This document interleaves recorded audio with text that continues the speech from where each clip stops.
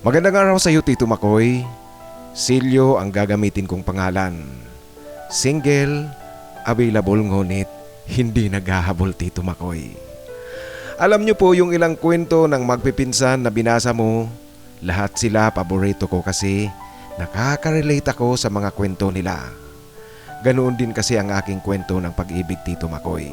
Sa kaibigan ko at pinsan ko rin, nahulog ang aking loob. Ngunit iba po ang kinahinatnan. Ganito po ang aking kwento.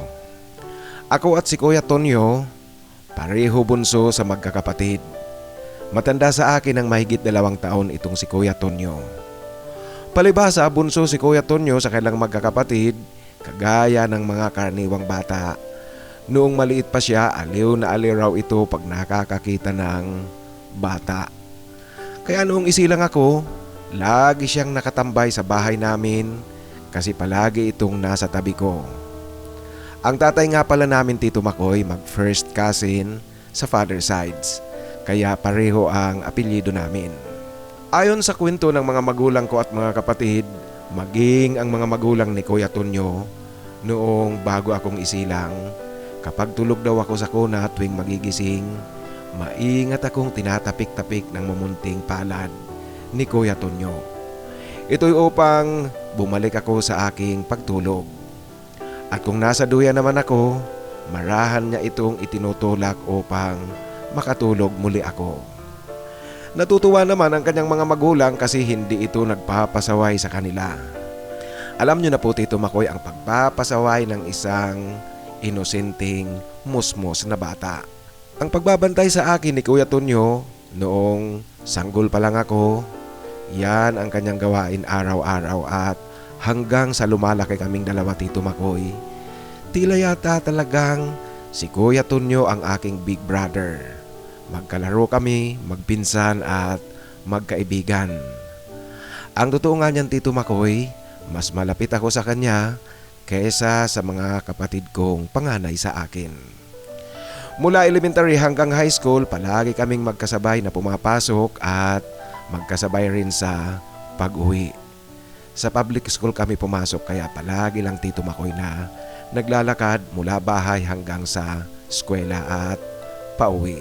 Maging sa pagtulog, Tito Makoy, habang lumalaki kami, mas madalas na magkatabi kami sa tulugan nitong si Kuya Tonyo. Kung minsan sa bahay nila at minsan naman sa bahay namin. Kung saan kami nakatambay at doon inaabot ng hating gabi at inaantok, doon na natutulog. Kung sa bahay nila, doon kami sa bahay nila matutulog at kung sa bahay naman namin, sa silid ko siya matutulog, magkasama kami. Hanggang sa nagbibinata na kami, Tito Makoy, ganoon ang aming estilo ni Kuya Tonyo. Alam nyo, Tito Makoy, habang nagbibinata kami, ang pakiramdam ko, mas lalo kaming nagiging malapit na malapit sa isa't isa. Minsan, meron din kaming mga hindi pinagkakasunduan, nagtatalo, ngunit pagkatapos ng pagtatalo, wala na lahat, kami na muli ang magkasangga. Sa aking panig, Tito Makoy, habang nagbibinata kami na palaging magkasama, meron akong napapansin sa sarili ko. May kakaiba akong nararamdaman dito kay Kuya Tonyo. Bagamat nakasanayan ko na ang yakap-yakap ako ni Kuya Tonyo sa aming pagtulog, ngunit noong nasa huling taon ako ng aking pag-aaral sa high school hanggang sa panahon ng college naming dalawa, may kakaiba ng kiliti sa aking pakiramdam sa bawat tagpo na yayakap sa akin si Kuya Tonyo. Alam mo kasi, Tito Makoy, kahit binata na kami, laging ganoon pa rin ang aming pagtulog, nakayakap sa akin si Kuya Tonyo. Basta, Tito Makoy, tuwing yayakap siya sa akin, meron ng kakaibang pakiramdam akong nadarama sa aking katawan at sa aking isipan. Sa aming pagtulog nga pala, Tito Makoy, ang pagkakayakap sa akin ni Kuya Tonyo ay mula sa aking likuran. Nasa likuran ko siya. Nakatagilid kasi kaming pareho kong matulog at nakaharap kami sa iisang direksyon. Kaya nakayakap sa akin si Kuya Tonyo habang nasa likuran ko siya. Noong college nga pala kami, Tito Makoy, pareho na binatang binata, magkaibang paaralan ang pinasukan namin. Kumuha kasi si Kuya Tonyo ng Marine Transportation, ako naman Business Administration. Pumasok siya sa isang maritime school sa lugar namin at ako naman sa isang malaking pamantasan.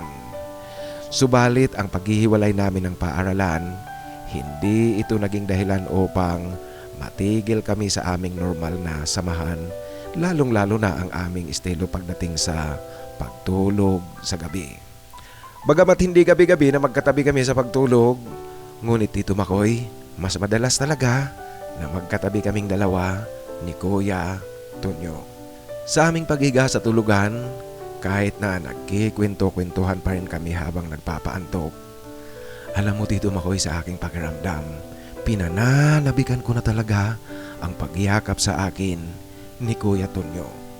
At kapag nakayakap na sa akin si Kuya Tonyo, kakaibang kasiyahan talaga ang dumadapo sa aking isipan. Tayong mga lalaki Tito Makoy, normal sa atin ang pagsapit ng madaling araw, nagpa-flag racing tayo. Nitong mga huli Tito Makoy, nararamdaman kong nagpa-flag racing itong si Kuya Tonyo. Nararamdaman ko Tito Makoy kasi dikit na dikit ang kanyang katawan sa akin, nakayakap siya at maging ang kuwan Tito Makoy nakadikit rin sa aking likuran. Kaya ramdam na ramdam ko ang kanyang pagbabayang magiliw. Nung unang maramdaman kong nagpa-flag racing itong si Kuya Tonyo, alam mo Tito Makoy, may mga ngiti talaga sa aking diwa. Ang sinasabi ko sa aking isipan, yes! Yes! Di ko alam Tito Makoy kung nagkataon lang yun o sinasadya ni Kuya Tonyo na iparamdam din sa akin ang kanyang pagpa-flag racing. Mula Tito Makoy noong maramdaman kong nag-flag racing itong si Kuya Tonyo at wala akong reaksyon, alam niyo po ang nangyari. Tuwing magkasama kami sa tulugan, tuwing sasapit na ang madaling araw, talagang nararamdaman ko nang palagi-laging gumagalaw ang nasa harapan ni Kuya Tonyo at nasa likuran ko Tito Makoy.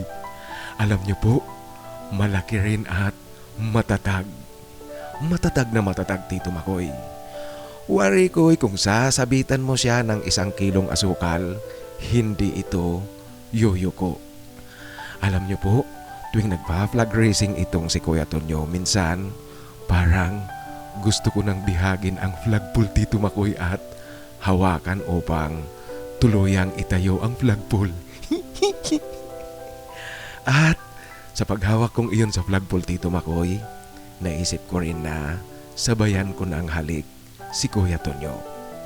Kaya lang Tito Makoy, hindi ko yan nagawa at hindi ko talaga ginawa kahit kailan.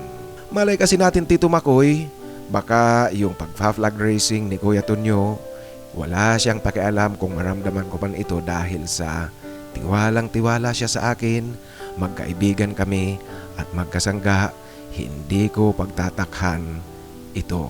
Kaya Tito Makoy, hindi ko ginawa yung kalokohang iniisip kong iyon na hawakan ang flagpole at yakapin at halikan si Kuya Tonyo. Bagamat tuwing nagpa-flag racing siya Tito Makoy, maging ako rin, nagbabayang magiliw na rin nitong mga huli. Tito Makoy, sa emotionally suspense na relasyon namin ni Kuya Tonyo, dumating ang isang araw Tito Makoy. Heto talaga yung sopas. Kasi nakita ko itong si Kuya Tonyo, kasama niya ang kanyang girlfriend. Ang kanyang girlfriend nakilala niya rin sa maritime school kung saan siya pumapasok. Siyempre Tito Makoy, linapitan ko ang dalawa. At nung ipakilala sa akin ni Kuya Tonyo ang kanyang syota, nakangiti akong bumati at nakipaghuntahan rin. Sinabi rin ni Kuya Tonyo na kaming dalawa, ako ang kanyang kasangga, magpinsan kami at magkaibigan, magkasangga kami, partners in crime. Nakangiti ako Tito Makoy na nakikipag-usap sa syota ni Kuya Tonyo. Subalit Tito Makoy, sa ilalim ng aking pakiramdam, alam niyo po, aaminin kong nasaktan ako. Gusto kong mainis sa babae kasi nagsiselos talaga ako Tito Makoy. Aaminin ko na sa pagkakataong ito. Alam mo Tito Makoy kung ano ang sinasabi ko sa aking isipan noon? Sino bang babae ito? Di naman kagandahan, tapos ang lakas na loob na makipagsyuta kay Kuya Tonyo. Ayan Tito Makoy, ang sinasabi ko talaga sa aking isipan. Dahil dyan talagang sigurado ako na sa aking pakiramdam, malinaw na may pagmamahal akong nararamdaman kay Kuya Tonyo. Sa tagal na panahong magkasama kami, magkasangga, alam niyo po kung pwede lang sanang palagi kaming magkatabi, gagawin ko kung magagawa ko yan. Subalit Tito Makoy, hindi ko pwedeng gawin yan kasi magpinsan kami at magkaibigan. Naunang nagtapos ng college si Kuya Tonyo kasi nga panganay siya sa akin ng mahigit 2 taon. Sa kanyang pagtatapos Tito Makoy, kumuha kaagad si Kuya Tonyo ng licensure exam for Marine Deck Officers. At sa kagandahang pagkakataon Tito Makoy at matalino naman talaga si Kuya Tonyo, pumasa ito sa examination. Sa kanyang pagkakapasa Tito Makoy, sinubukan kaagad ni Kuya Tonyo na sumakay sa barko. Palibhasa Tito Makoy, pangarap niya talagang maging seaman. Ngunit ang nakakalungkot lang kasi sa ilang pagtatangka niya, palagi siyang hindi nakakalusot kasi may problema pagdating sa medical exam. Meron palang heart rheumatism itong si Kuya Tonyo kaya hindi siya pwedeng sumakay ng barko.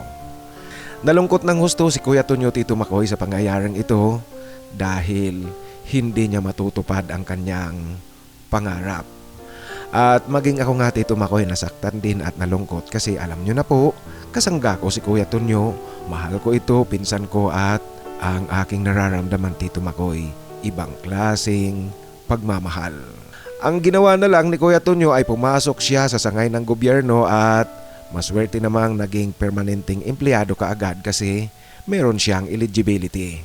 At dahil nga Tito Makoy sa hindi siya nakapasok sa pagsisiman, tuloy kami sa aming magandang samahan hanggang sa nagtapos rin ako ng college. Kaya lang Tito Makoy sa aming samahan, ang lubos na nakakapanlumo talaga ay isang araw, ibinalita sa akin ni Kuya Tonyo na magpapakasal na sila ng kanyang syota. Yung dating syota niya noong college pa, yung kasama niya ng makita ko. Alam mo Tito Makoy, sa balitang ito ni Kuya Tonyo, mabigat na mabigat talaga sa aking dibdib. Masakit. Ewan ko ba Tito Makoy, kabaliwan talaga lahat ang nararamdaman ko ngayon. Nagseselos at hindi ko maipaliwanag. Dahil kitang-kita ko na ngayon na dumating na talaga kami ni Kuya Tonyo sa yugto ng buhay namin na kinakailangan na naming maghiwalay ng landas. Ang masaklap pa Tito Makoy nung ikasal si Kuya Tonyo, ako ang best man. Siyempre naman kasi ako ang kanyang kasangga kaya hindi siya papayag na hindi ako pumayag na maging best man. Bagamat sa panig ko Tito Makoy isang malaking kagalakan kasi nga kaibigan ko at pinsan ko ang ikakasal. Subalit Tito Makoy noong araw ng kasal, alam nyo, isang kabaliwan na naman ang aking nararamdaman, hindi ko kayang ilarawan.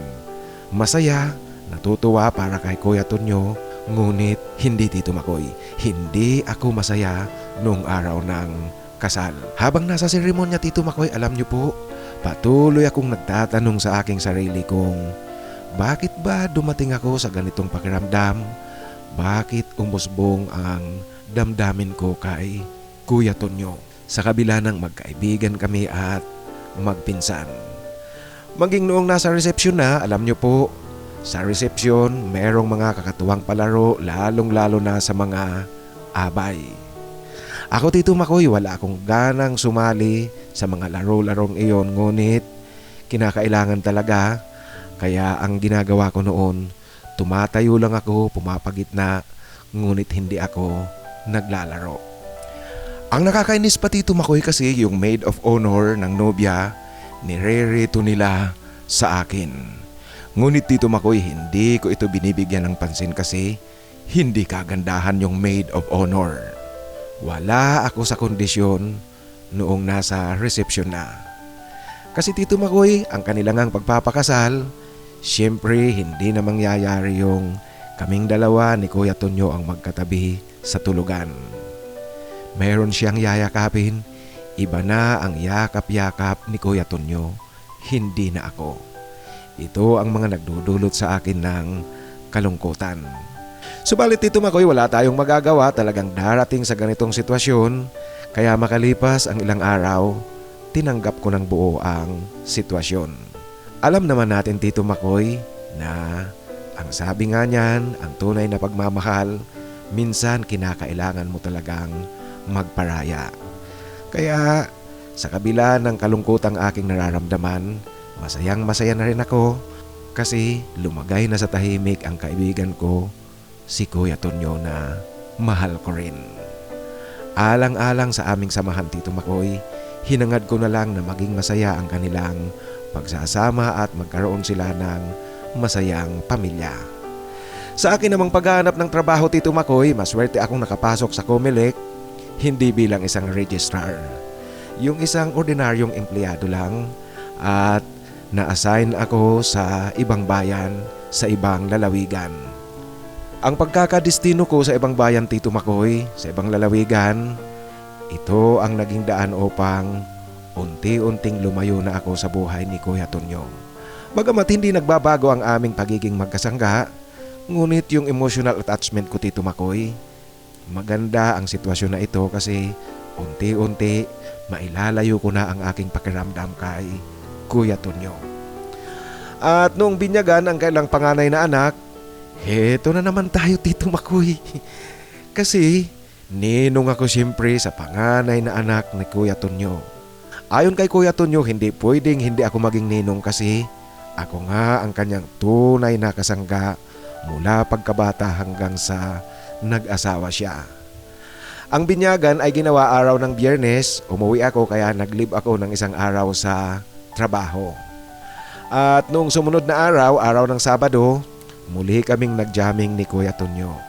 Paminsan-minsan may mga humaharap sa amin ngunit pwede kong sabihin na sa kabuuan, kaming dalawa lang talaga ang nag-jamming. Kagaya ng dati Tito Makoy, masayang masaya ang aming pagja-jamming ni Kuya Tonyo. Silyo, kailan ka na rin ba? Alam mo wag mong kalilimutan, best man ako, hindi pwedeng hindi ako ang best man. Sa kayang panganay na anak mo, kagaya ko, ako rin yung ninong. Aba, hindi ako papayag na hindi ako ang maging ninong ng panganay. Ito Tito Makoy ang tanong at pahayag sa akin ni Kuya Tonyo. Alam mo Tito Makoy, sa pagtatanong na iyon sa akin ni Kuya Tonyo, halos sabihin ko sa kanya at sagutin ko siyang, anong kailan? Wala na, hindi na mangyayari ang kailan na yan kasi may asawa na ang mahal ko. Totoo yan Tito Makoy. Halos yan ang isagot ko kay Kuya Tonyo. Kaya lang Tito Makoy, sa halip na magsalita ako, nang ganoon, ngumiti na lang ako at ang sabi ko, Kuya Tonyo naman, hinay-hinay lang muna. Ayoko nang pabigla-bigla. Ito na lang Tito Makoy ang naging sagot ko sa tanong ni Kuya Tonyo. Sa kabuuan Tito Makoy, sa aming pagkikwentuhang muling iyon ni Kuya Tonyo, talagang masayang masaya, ibang klase. Iba talaga pag ang kausap mo, ang kajamming mo ay ang tunay mong kaibigan. Hindi talaga nawawala ang aming pagiging masyadong malapit sa isa't isa. Kaya nga lang Tito Makoy, talagang naiinis rin ako paminsan-minsan. Kasi itong si Kuya Tonyo, siya ay ang isang malaking kalituhan sa panig ko. Sa ngayon nga pala Tito Makoy, alam niyo po ang pinaplano ko ngayon. Pinaplano kong lumabas ng bansa, pumunta ng ibang bansa at iwanan itong trabaho ko sa Comelec. Kasi Tito Makoy, ang totoo niyan, gusto kong tumakas sa pressure. Alam niyo na po, darating ang araw, tatanda ako, magkakaedad, marami ang mga pagtatanong, yung mga pagtatanong na kung kailan na ba ako mag-aasawa, bakit hindi pa ako nag-aasawa, ano pa ang hinihintay ko. Yung mga ganyang tipikal na tanong Tito Makoy at mga pananalita, yan ang gusto kong takasan. Ayokong makarinig ng mga ganoong tanong na wala naman akong magandang maisasagot. Kung sa ibang bansa ako, Tito Makoy, ito kasi ang iniisip ko, taon ang kinakailangang gugulin ko bago umuwi.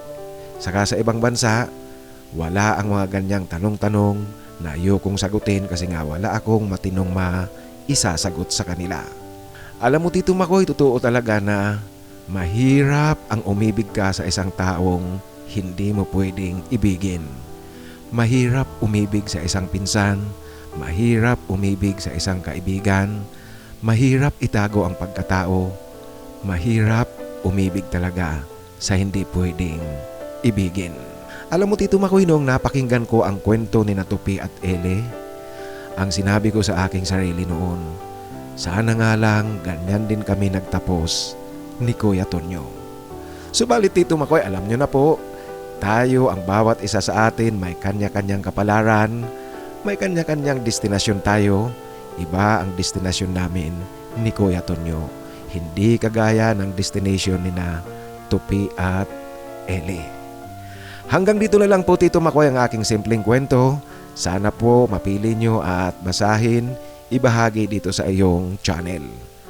Ang isa sa masugid mong taga-subaybay, Silyo.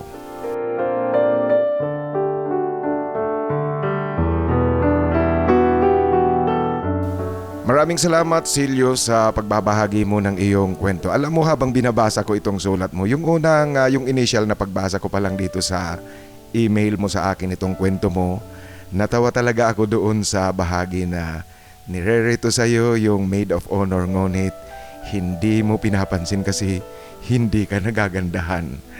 Alam mo, kahit na mag-isa akong nagbabasa, hindi ko talaga mapigilan yung humagalpak ng todo. Alam mo, tama yung ginawa mo na kahit pa mamatay-matay ka na, halos mamatay-matay ka na sa pagpipigil, ngunit pinigilan mo, hindi mo ginawa yung iniisip mong humawak sa flagpole ni Kuya Tonyo mo. Tama yung ginawa mo kasi malay nga naman natin kung ang Kuya Tonyo mo ay talagang yumayakap lang sa'yo dahil tiwalang-tiwala siya, magkasangga kayo, hindi mo siya tataluhin. Malay nga natin kung ganoon, hindi masisira ang kanyang pagtitiwala sa iyo. Kaya tama yung ginawa mo.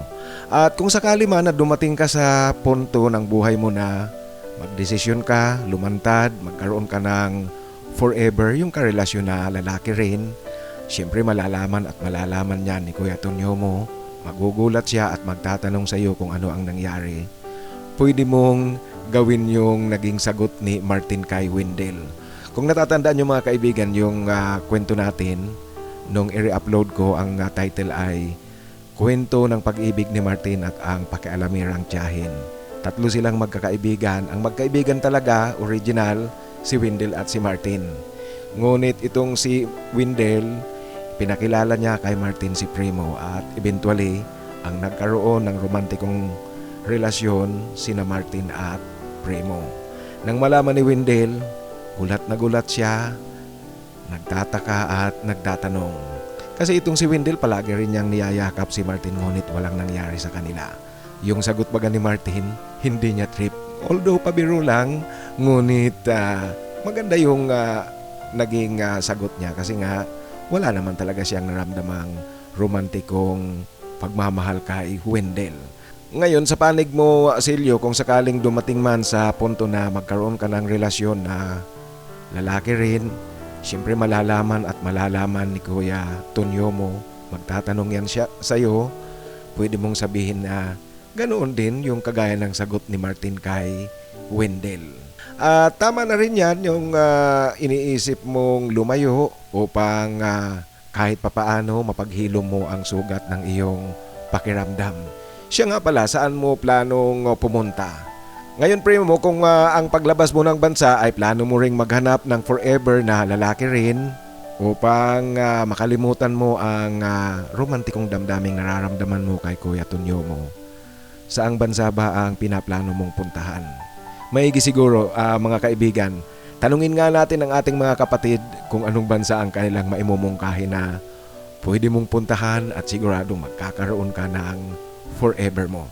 Sa muli, Silyo, maraming salamat sa pagbabahagi mo ng iyong kwento. Ngayon, mga kaibigan, sa ating shout out, 2 upload isang original upload at saka yung pinakahuling upload, re-upload iyon, compiled videos ng dalawang yugto ng kwento. Unahin natin ang doon sa original na upload na ginawa akong praktisan ng aking kapitbahay. Ang mga nagpapa-shoutout doon, shoutout kay Felipe Gorospe ng Italy. Ipi, maraming salamat, shoutout sa iyo.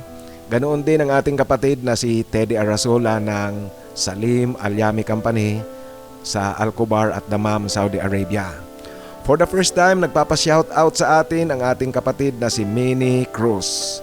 Ang kanyang handle name sa YouTube ay Minnie Cruz 8279. Shoutout sa iyo, Minnie, at maraming salamat. Ganoon din ang ating kapatid na si Milagrito Kadiraw. Shoutout sa iyo, Mel, at maraming salamat. Ang ating kapatid naman na si Leonardo Yambao. Shoutout sa iyo, Leo. Ang sabi ni Leo, iba raw yung mga upload na pinapakinggan natin dito sa ating kwentuhan. Yung upload ko, ang sabi niya, yung boses mo, Kuya Makoy, magandang pakinggan. Salamat naman kahit na hindi gaanong kagandahan. Ngunit maraming salamat sa inyo mga kaibigan kasi pinagtsatsagaan nyo talaga ang boses ko. At itong si Leonardo Yambao, gusto nga palang i-shout out ni Leo ang lahat ng mga kasamahan natin. Kayong mga kasamahan natin dito sa ating kwentuhan, shout out sa inyong lahat mula kay Leo Yambao. At sa mga naghahanap ng forever dyan, ang sabi ni Leo, nandito lang ako, naghahanap din. Kaya yung mga naghahanap ng forever natin, pwede nyong kontakin itong si Leo Yambao. Leo na lang ang itawag ko sa iyo, Leonardo Yambao. Maraming salamat muli, Leo, sa tuloy-tuloy na pakikinig at suporta. At gusto ko ring i-mention ang ating kapatid, si Ginalyn Monsale. Gusto ko lang na itama yung lugar na nabanggit ko. Ang sabi ko kasi noon sa sinusundang upload na may shout out sa Riyadh, Saudi Arabia. Ang sabi ni Jen, nasa Jeddah pala siya. Ang sabi niya, Tito Makoy, itama ko lang, nasa Jeddah po ako. Maraming salamat, Jen, sa Ginalyn Monsale sa tuloy-tuloy na pakikinig at ingat palagi dyan. Ingat kayong lahat dyan kasi hindi pa ganap na natatapos ang kaguluhan dyan sa Middle East. Ang ating kapatid naman na nasa Aloha State of Hawaii, si Ricky alias Top Gun 1968, yung pinag-uusapan pa rin natin na gusto nyo na sana may magpadala ng kwentong pag-ibig na yung may AIDS gap. Ang sabi ni Ricky, gusto niyang marinig yung kwento na ang AIDS gap ay medyo malayo-layo ng kaunti ang agwat. Base raw sa kanyang karanasan na ang kanyang, sa sitwasyon ni Ricky, na ang kanyang partner ngayon, 14 years ang age gap nilang dalawa. 58 si Ricky at ang kanyang partner ay 44.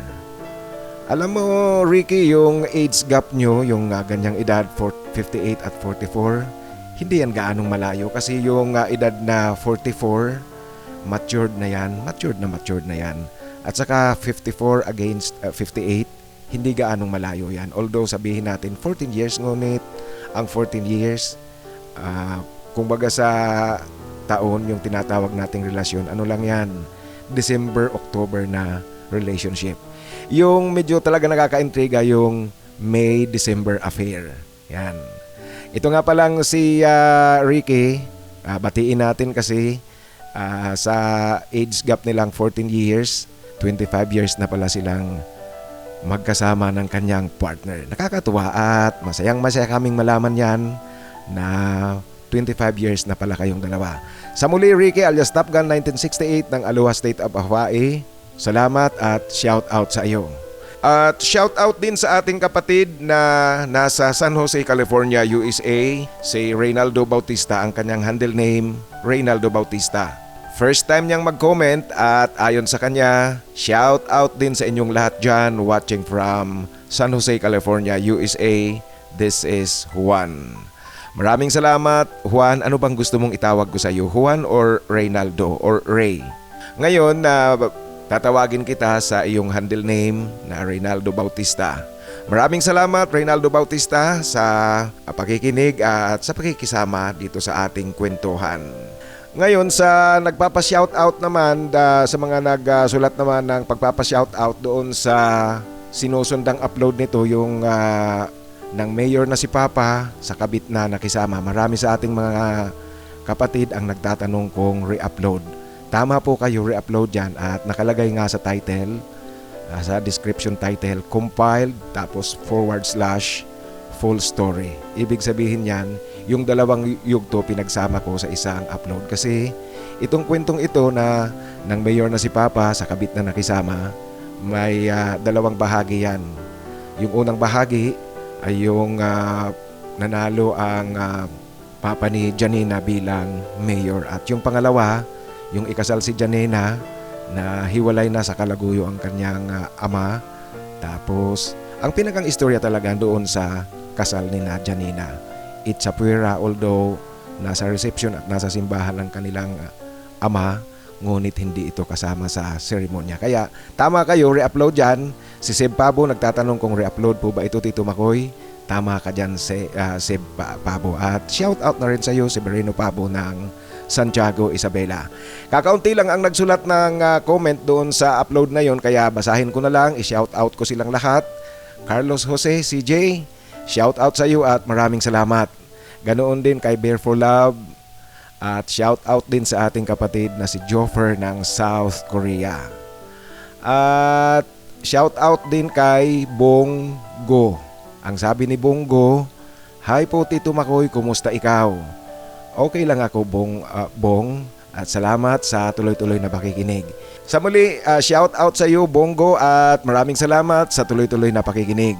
Ganoon din ang ating kapatid na nasa California, USA, Tim Gonzales. Tim, shout out sa iyo at maraming salamat. Ngayon mga kaibigan, doon sa kwento naman na nakadalawa kami ni CQ sa isang gabi, gusto kong i-mention si Gerson. Si Gerson kasi hanggang ngayon hindi siya makaget over doon sa sagot ko sa tanong ni Babylon. Ang pasaway na Babylon na yan. Hanggang ngayon sabi niya sa akin hindi ako makaget over doon. Ano raw siya, nagtatanong siya kung ano talaga ang feeling. Sa muli, Gerson, maraming salamat. Shout out sa iyo at ang ating kapatid naman na si Pablito Extreme, ang kanyang handle name sa YouTube, tumatawa siya doon sa title at sa kwento na nakadalawa sila ng CQ sa isang gabi. Kasi ayon kay Pablito Extreme, nakadalawa lang. Yung tanong niya, yung jowa ko nakakasampu kami magdamag. Natutulog kami umaga na.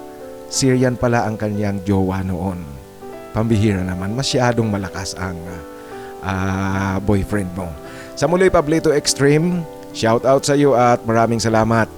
Ang ating kapatid naman, Bicolano rin ito, si Victor Bueno. Ayon kay Victor, Kuya Makoy, sana lahat mabangis para nakangiti sa ending. Masarap, mahimbing ang tulog. Ito ang sabi ni Victor kasi nga ayon sa kwento, yung CQ na yun, mabangis. Ang ating kapatid na nasa Dubai, United Arab Emirates, si Adon Adon Vlogs, Adon, shout out sa iyo at maraming salamat sa tuloy-tuloy at walang sawang pakikinig. Ngayon mga kaibigan, sa ating hinahanapan ng forever, ang babanggitin ko ngayon ay ang Team A. Para doon sa mga ngayon palang nakapakinig dito sa ating kwentuhan, ang mga pangalang babanggitin ko po, naghahanap yan ng forever. Ang ibig sabihin ng forever ay yung seryosohang relasyon, hindi yung hook up lang. Kaya kung naghahanap kayo ng forever, pwede nyo silang kontakin. Naghahanap ng forever ang ating kapatid si Alvin Kalalang, Dominador Patawaran, Paulo Laison, si Jason Hanson, si Julius Espirito, si Neil R., Sam Barreto, Ramon Sarmiento, Chor Barrel, Rick Gloria at si Ryan Sulihon. Kung naghahanap po kayo ng forever, pwede nyo silang kontakin at isulat lang sa comment section itong ating kwentuhang ito. Banggitin nyo kung sino ang gusto nyong makaugnayan. At sa mga nais namang magpa-shoutout, sa muli po pakisulat sa pinakahuling upload upang siguradong mabasa ko kaagad yan at ma-shoutout ko kayo. Sa mga nais namang magbahagi ng kanilang kwento, ipadala lang sa aking email titomarcos@yahoo.com. Sa inyo pong lahat mga kaibigan, tanggapin nyo ang aking napakarami at napakalaking pasasalamat sa tuloy-tuloy na suportang inyong ibinibigay. Tuloy-tuloy nyo akong sinasamahan sa ating kwentuhan. Ingat po kayo, mabuhay kayong lahat at sumainyo sana ang biyaya galing sa itaas.